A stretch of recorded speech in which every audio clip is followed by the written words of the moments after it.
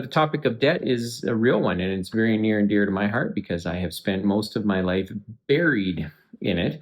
And so these are some of the takeaways that I have. And I find that the Bible has always provided me with just kind of a really great framework for thinking about it. You don't have to be particularly religious to understand the next couple of minutes, but it might provide you with some insight into how to consider it based on what I have. And so, kind of, why can't you serve two masters? And the basic principle for me has always been we have skills and experience that allow us to create value. So as business owners, as entrepreneurs, but as business owners, that's our job, is to use people and resources to create value.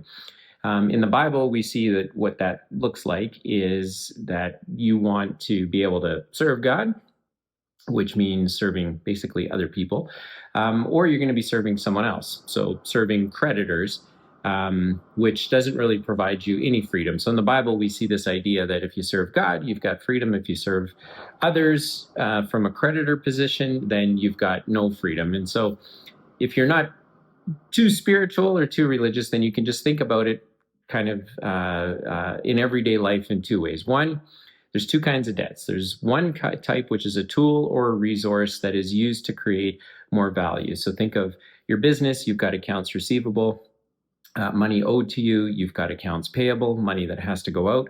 And there's a little difference between those two numbers. And so if you had a line of credit that was a percentage of that difference, then that's borrowing that you're using as a tool or as a resource to help you create more value, because it's money that's going to help you float your business. It's going to help you pay your payroll. But the truth is, it's money that's already in your business. You just don't have your hands on it.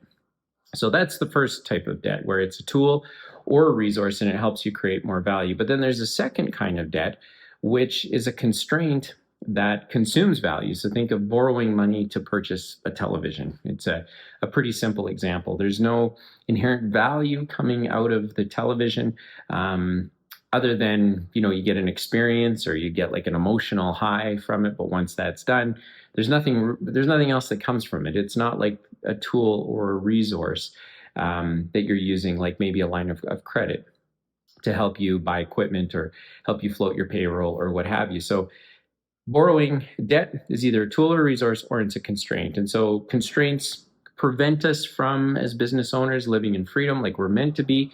And debt is arguably self-imposed, so we get to determine the kind of debt that we agree to take. And so it's either helping you do something or it's constraining you from doing something.